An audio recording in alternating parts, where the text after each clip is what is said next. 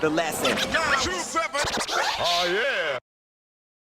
Tell us a bit about the Red Hens, and I guess what makes them so iconic. Yeah, just grew up with them, I suppose. That's the bottom line, really. I mean, before the Red Hens, you had the baggage cars. And then the baggage cars ran with the Red Hens. You know, often you'd have a Red Hen carriage, a baggage car, and then a Red Hen carriage in much the same fashion as they have at the Port Dot Railway Museum now. But there was certainly longer carriages I remember catching in that in, 87? And guys that were involved with catching trains earlier, 85 and 86 and that sort of thing. There's certainly more baggage cars around then as well. I think they were taken out by about 87. And the reason of that was was it the Granville, I think it is, the train disaster in New South Wales. So the baggage cars are primarily made of wood, and in Sydney the bridge collapses on their wooden carriages, and it gives everyone a clear message that these things are bloody useless as wooden carriages and that, and do not protect people and that. So the word goes out, as far as I understand, throughout Australia, get rid of your wooden carriages. So that's the death knell for the baggage cars. And then, the Red Hens become the primary sort of trains here in Adelaide, which I believe was sort of introduced around in the 50s. And, saw a great deal of service here until the early 90s, I believe, something like that.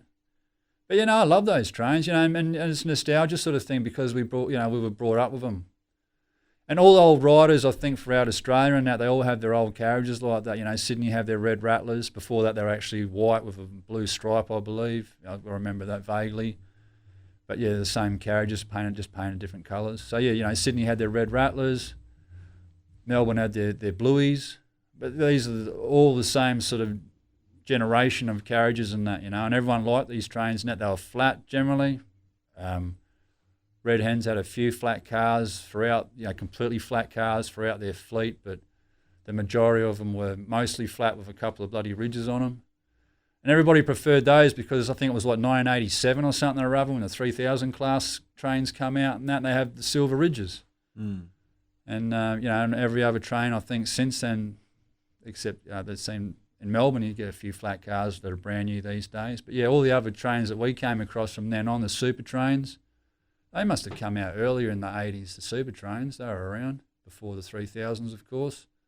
And they all had ridges. So if you go into a yard and that and you want to paint a piece and that, you want to paint the train that hasn't got the ridges. So you're seeking out the Red Hens. But, so when, older riders are nostalgic about Red Hens and that, the doors open readily and that, you can do your hangouts and all this sort of stuff, the door would be closed, you could open it up, drop a tag, roll it back again, hide your tag.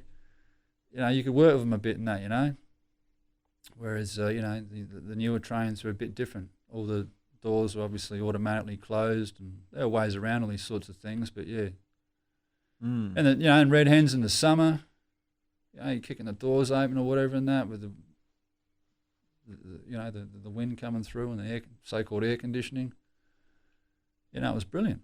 They were bloody hot in the summer, but yeah. But, older riders are just nostalgic, I suppose, of Red Hens.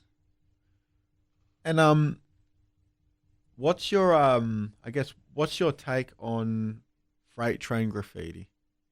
Oh, it has its place.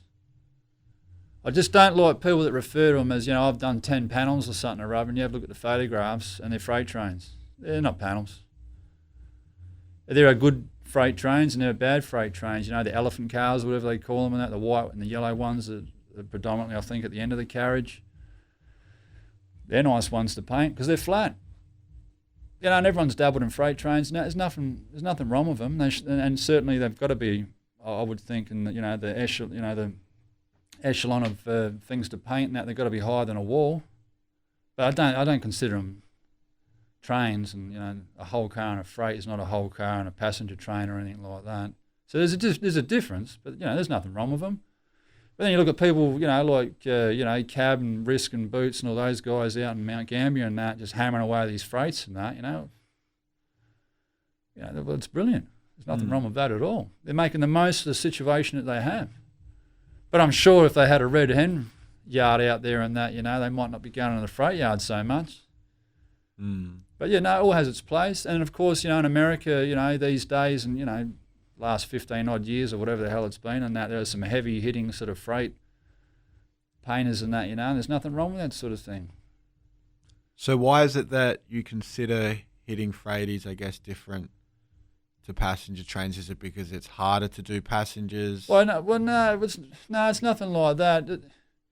If you look at the whole reason behind painting passenger trains in the first place, the metropolitan trains, I mean, the whole idea in New York and that was to paint a canvas that travelled around the city and took your artwork around the city to the people so it would get viewed more often. That's the bottom line with it.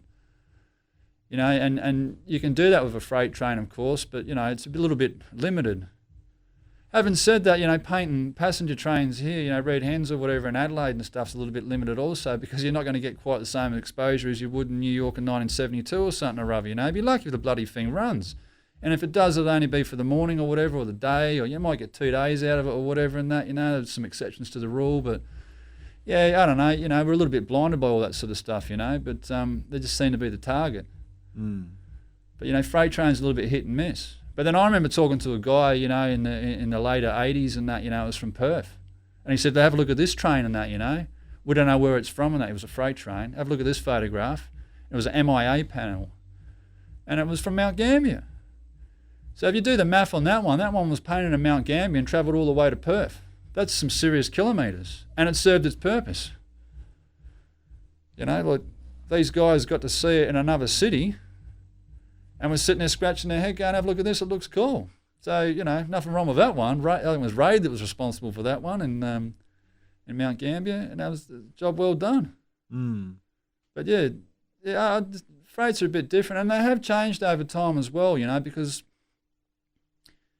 when I assessed the point of doing freight trains and that as well, my thoughts are probably a little bit sort of antiquated as well in that, because I'm thinking about Mount Gambier and I'm thinking about Dry Creek and it was sort of hit and miss and all this sort of stuff. And if you go past Dry Creek, I think these days and that, the whole joint's caned.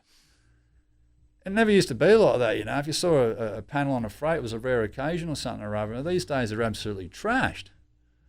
So, perhaps these guys are taking it to a new level. But certainly, come on, like a passenger train's way better, man. Half over the windows, end to end. Come on. This looks way better, doesn't it? Yeah, it's aesthetically bloody pleasing. The lesson. Oh, yeah.